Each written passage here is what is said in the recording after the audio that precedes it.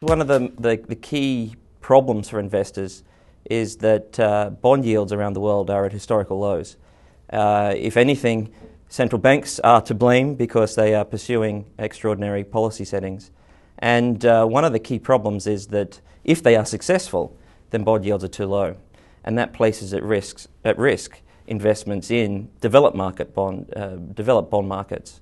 As a result, one should be looking at alternatives in places that have very sound balance sheets, where central banks have credibility, and where yields aren't as low as they are.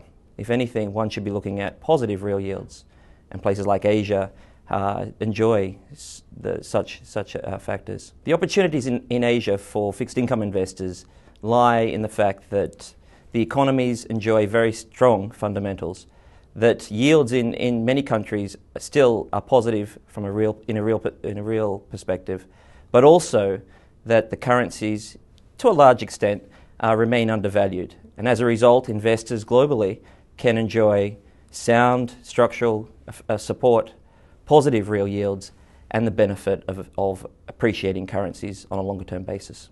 But it's important to keep in mind that Asian bonds, Asian debt more generally, is not an emerging market in the way that many people classify emerging market bonds. For example, Korea, Singapore, these countries are considered developed markets.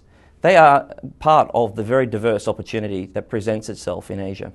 The Aberdeen Asian Bond Fund invests approximately 5% of its portfolio in the mainland Chinese bond market. The mainland Chinese bond market is one that has appealing characteristics because access is limited. Investors need to go through certain approval processes and licensing requirements, and Aberdeen has a qualified foreign institutional investors license.